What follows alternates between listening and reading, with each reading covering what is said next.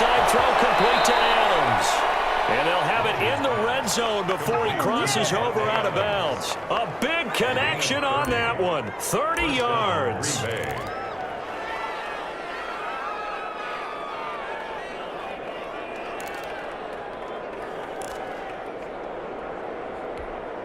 So 3 seconds here remain in the half. On is the field goal unit to see about getting 3 points.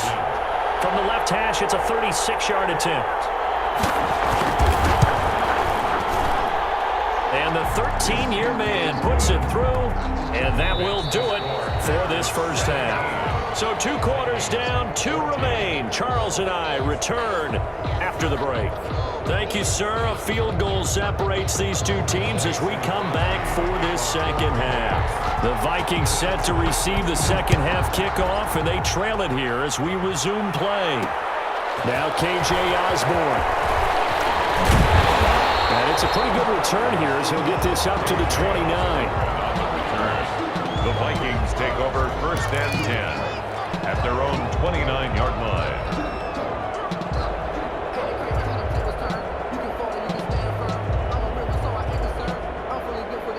Here are the Vikings now to start their next drive. And that last touchdown drive, a good mix of pass and run. Defensively, they just looked a little out of whack. And it's so hard to stay up with an offense that has things going so well, where you're guessing and guessing wrong play after play.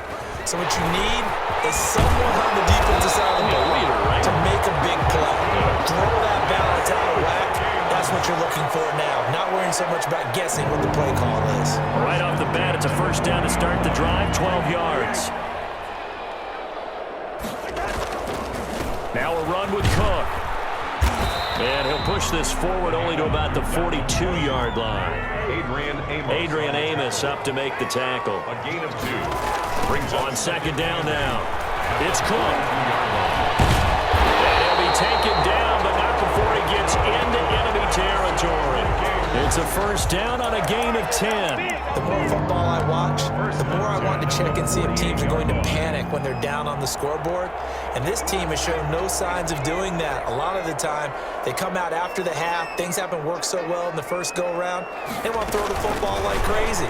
But the way to open up throwing the ball is to run it. They're running well here to start the second half. And he's going to get this down near the 30-yard line.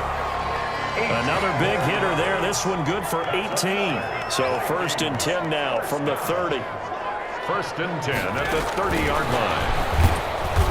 And he will lose yardage back to the 34-yard line. Despite the completion, they're going to wind up losing 3 there. 2nd down. That was well played there defensively. 2 tight ends in the formation, which essentially gave them 7 blockers up front.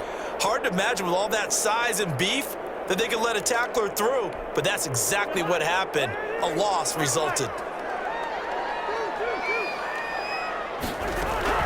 Now on 2nd and 13, Cousins. And he takes a shot on the release as this will be incomplete. He was trying to find Justin Jefferson there, and it's 3rd down. Oh, that's got to frustrate him a little bit because they nearly got to him there, and it would have been the first sack of the game. Instead, they're able to influence the release, and they did force the incomplete pass. Open man is Thielen. It's complete. And he will have a Vikings first down as they're able to get the 3rd down conversion. Able to convert on 3rd and 14. A terrific play call. From the 13 now, they work on 1st and 10. Cook on the toss left. And he'll get this one down to about the 10-yard line. Ball carrier. A gain of 3, 2nd down. I like the call. Inside the red zone, running the toss. Why? They want to get to the edges. They want to see if guys who don't normally make a lot of tackles are willing to actually do that. That usually means the guy's in the cornerback position.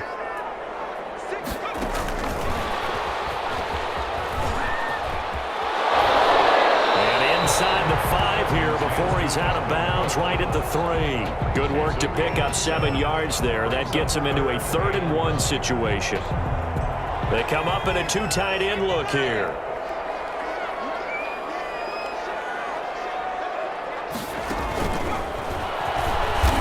And he will score. Touchdown, Vikings. A 3-yard touchdown run. And the Vikings are going to reach take the lead. That almost looked too easy, and I think thanks goes to the offensive line for making it look easy. Yeah, I agree with you totally on that one. I'm not sure how much everyone understands the preparations that go into a game for an offensive line, because there's a reason that running backs and quarterbacks give them big gifts at the end of the season after a big year. The consistency and the continuity it takes to know each other and execute their blocks is pretty impressive. Takes this about 5 yards deep, and he'll just sit on this one as their drive will start at the 25. Their own 25-yard line.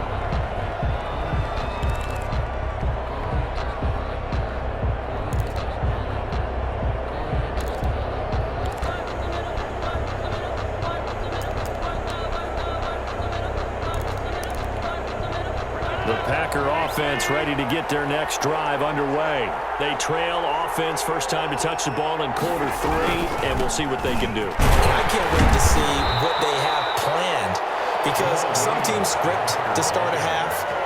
Other teams just go, okay, these are the sequence of plays we want to run. These things worked well for us. And sometimes they throw in that big chunk play right away. Shocker. Try and get after them early and try and create a big play to give themselves some momentum. See what they have up their sleeve. Now the man from UTEP, this is Aaron Jones. He takes this for 3 to the 29. I have to think a major focus of the halftime meetings had to be figuring out how to create space for the running game to get operating. Well, what you pointed out to me at half seems accurate. That line has struggled to sustain blocks. Yeah, I would agree with that totally. They've got to focus on staying on their double teams at the first level, make sure that block's secured before they slide off and try and chip someone at the second level. That's complete to Lazard. Now he takes this one down almost all the way to the 30. That's a gain of nearly 40 yards on 3rd and medium to pick up the first. On the play. And the Packer first down. And that is going to do it for this 3rd quarter of action. We'll return with more after this break. You're watching the NFL on EA Sports.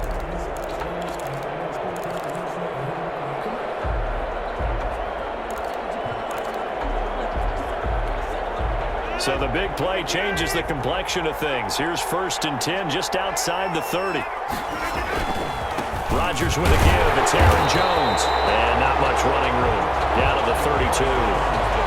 Just a yard on the pickup there, and it'll bring up a 2nd and 9. This is what happens sometimes when you abandon the running game. It's hard to get back to it because once guys get out of that mentality of firing out and hitting people, hard to get them started again occasionally.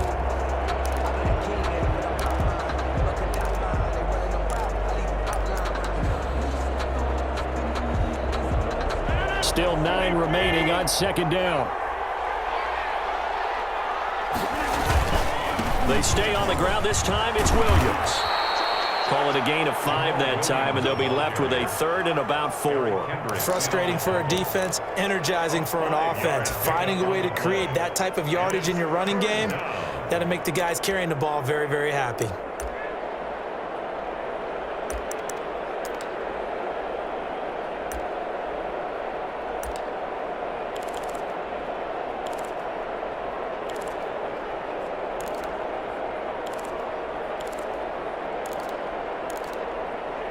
The Packers on 3rd down. They've hit 2 for 4 thus far. This is 3rd and 4.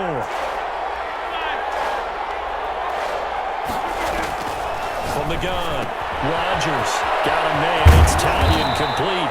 And they will eventually get him down, but he's inside the 5 all the way to the 3. They're able to convert on 3rd down, and that sets up a 1st and goal.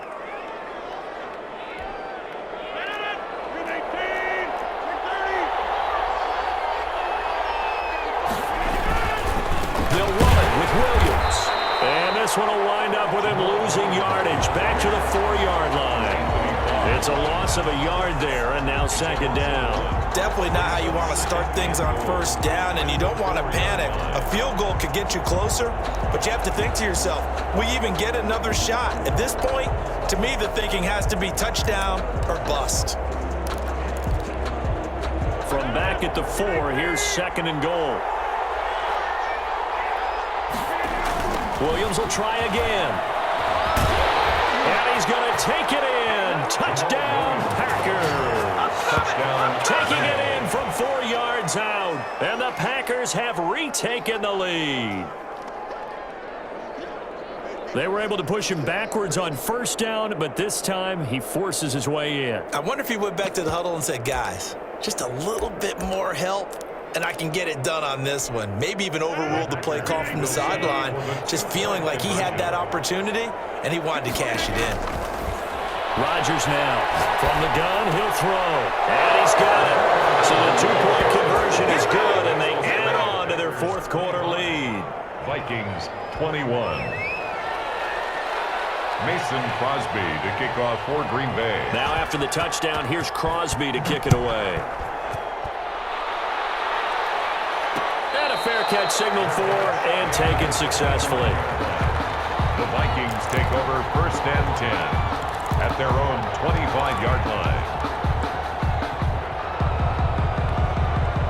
The Minnesota offense about ready to get this next drive underway. And they will be looking to answer the touchdown their defense just surrendered. Still a good chunk of time remaining here in the fourth quarter. And now nothing but green ahead of him. The 30, 10. Touchdown, Vikings. Dalvin Cook, his second touchdown of the afternoon. And the Vikings have taken the lead here in the fourth quarter.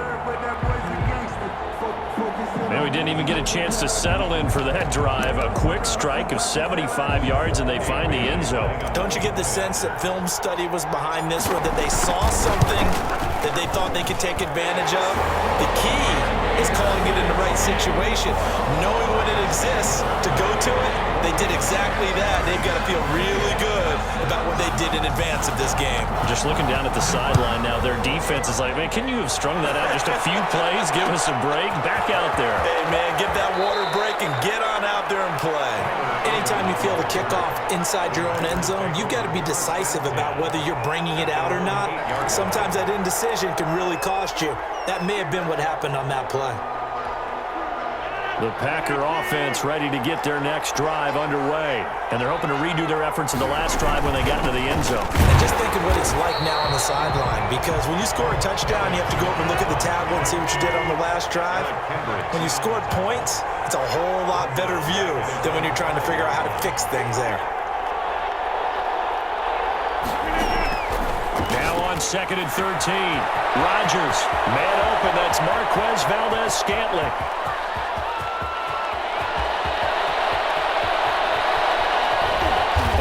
Down deep into Minnesota territory. A big play there on the catch and run. 85 yards. At the 10-yard line.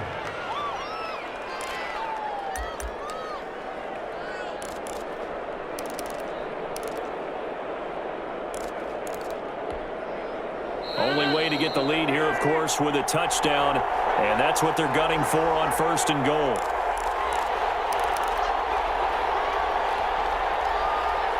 So it's Packer football here as we welcome you back. They come up on a 1st and 10, desperately needing a score here on what could be their final drive. And running room hard to come by here. He gets it down to the 8. Only a yard that time, 2nd and goal. Defensively, pretty good start there with their backs against the wall. That's a win for the stop troops right there. And if I'm them, I get a little bolder now. They won the first battle. Keep coming after them. Put the pressure on them. Here's 2nd and goal, operating from the 8-yard line.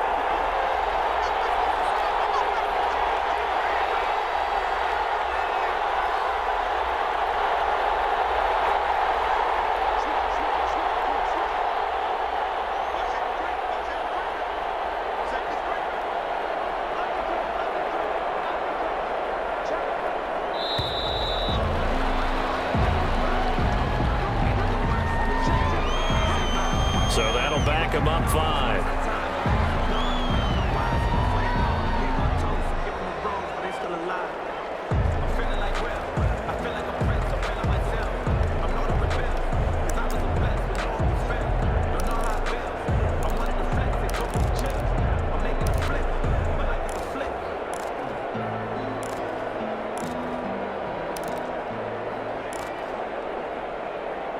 Can't afford another delay here as they come up again on 2nd and goal.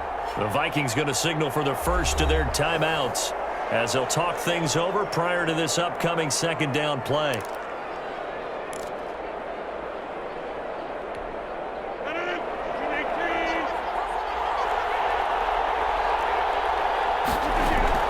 They'll try again with Jones. And he'll be taken down here at about the 11. They follow up the first down 1-yard run with a minimal gain of 2. Well, that call makes sense because they've been throwing it well on this drive, and once again they show passing formation, showing the shotgun. Then they ran out of it. That's a nice play by them defensively, though, to hold it to a short gain.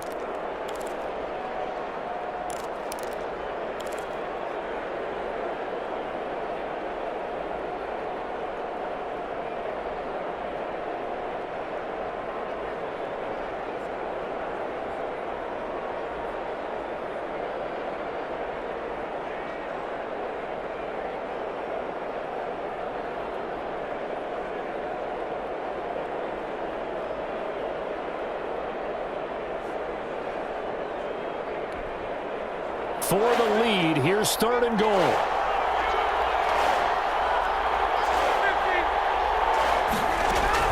He'll look to throw. And this is caught. Touchdown. And they've taken the lead here in the final minute. Wow, I know it's a never say never situation, but to me, that looks like that's the one that's going to finish them off. The score that puts them in front here late, but now you got to rally your kick team, don't you, and say the last thing we need is a big return.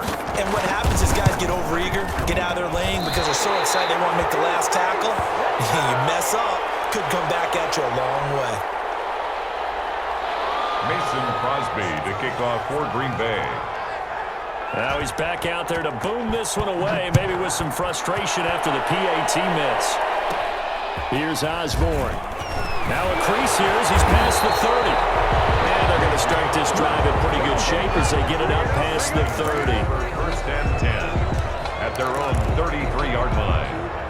Here are the Vikings now to start their next drive. They're only in need of a field goal, a decent amount of time on the clock. So tell me if I'm wrong. You don't have to be too panicked here. No, not at all. I agree with you. And this is where your preparation and your confidence comes into play.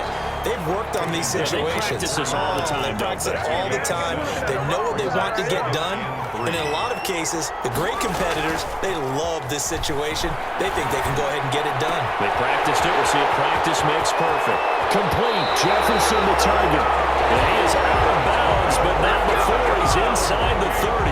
The catch and run going to wind up netting him 33 yards. 1st and 10 at the 27-yard line. So now then, the big play has him all the way inside the 30 now, 1st and 10.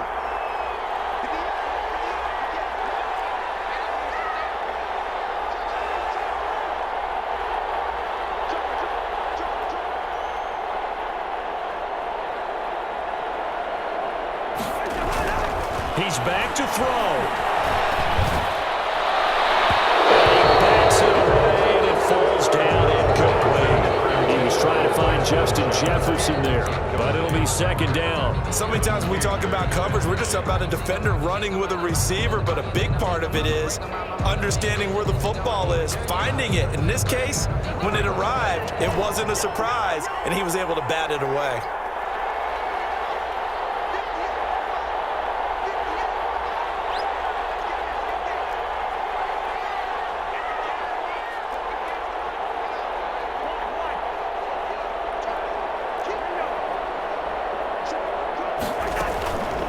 To throw. And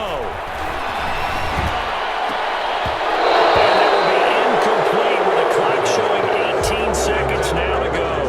He was trying to find Justin Jefferson there. And it's 3rd down. 3rd down and 10 yards to go.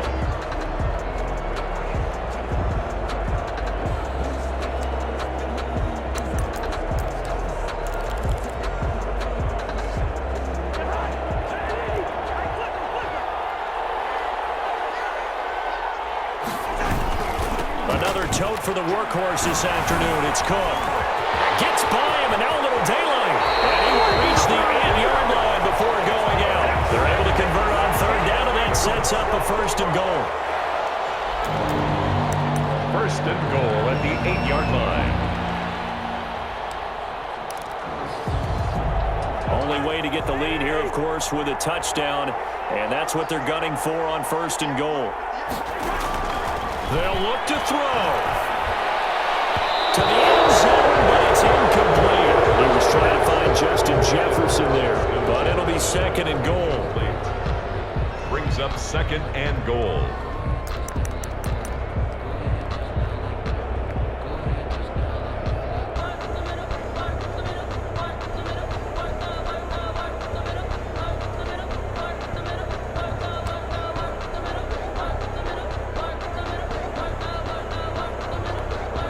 Nothing on first down, so the ball remains at the 8-yard line, second and goal. Back to throw. This will be caught just inside the 10. They get only a yard there. Now it's third and goal. A gain of 1 yard on the play. It's now third and goal.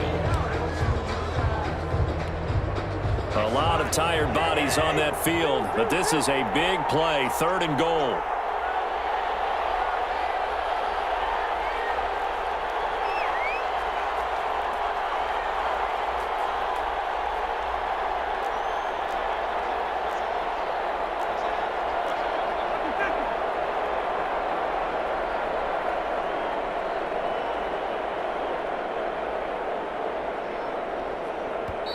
And with 4 seconds remaining, they will call the timeout.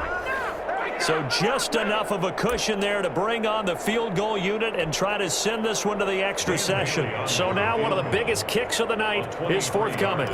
4 seconds to go. This would send us to overtime. And his kick is right there. It's good. And they will tie this game here in the final seconds. I tell you, the life of a kicker. He has not been called on the entire game. He's over there by the net, but they send him out here in the fourth quarter and say, hey, go tie the game, will you? And guess what? He comes through. I just don't know how they do it. I really don't. These cats are a different breed from you and me. That's a pressure kick, but that one was never in doubt. So 4 quarters wasn't enough, and we are off to overtime. Don't change that dime. It's a little teaching moment here. Overtime rules. Remind us how this goes, partner. Okay, so in the past, we had sudden death. First team to score wins, but no longer. Now, if the team receives the ball, scores a touchdown, they win the game. If they kick a field goal, though, or don't score, the other team gets a possession. And after both teams get a possession, then we're into sudden death. First team to score wins the game. Mason Crosby to kick off for Green Bay. So we're right back where we started, all even as the kick's away.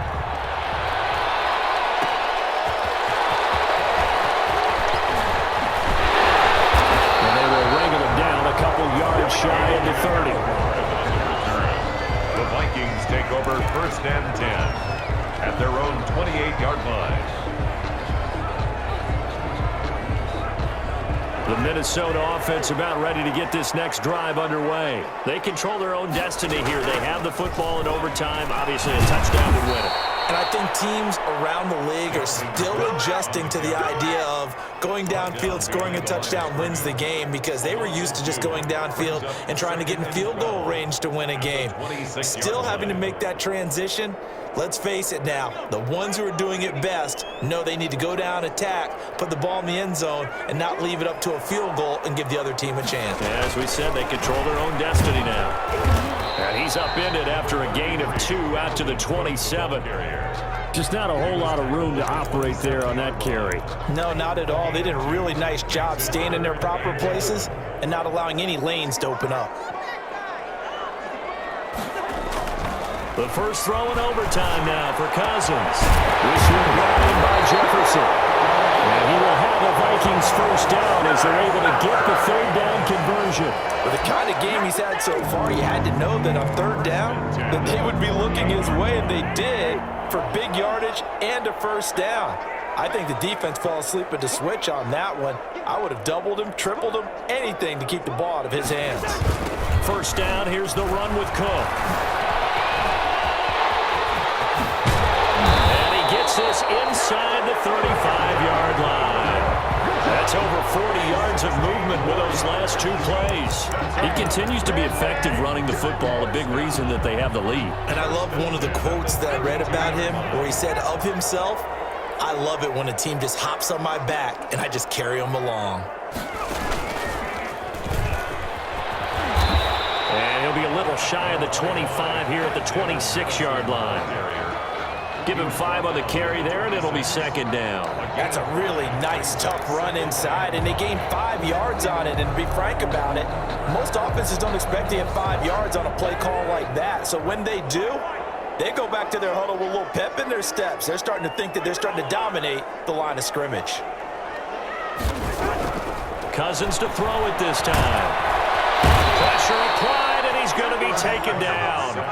They sack him back at the 33-yard line. So Zadarius Smith there getting in and bringing him to the ground.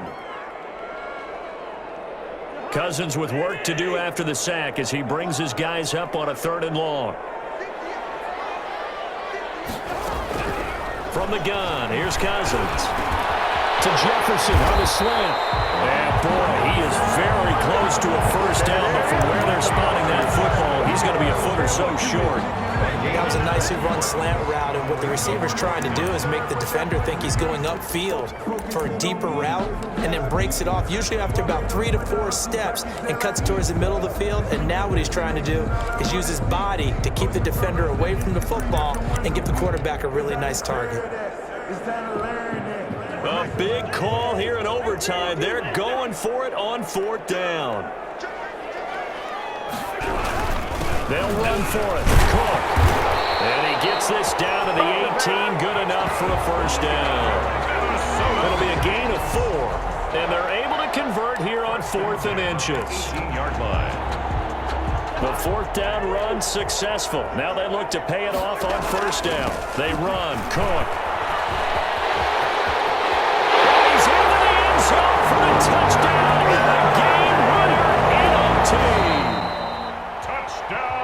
Partner, a great game that we got to see and making it extra special. Not only did I get 4 quarters with you in this one, I got some overtime, a little whipped cream on top. Look at you, trying to make this whole thing palatable. I just want you to pay for my meal later. You really just wanted 4 quarters, what you wanted. But how much fun was that? We had that type of a game where we got us to overtime, and then we get the dramatic ending to finish things off as well. What a game.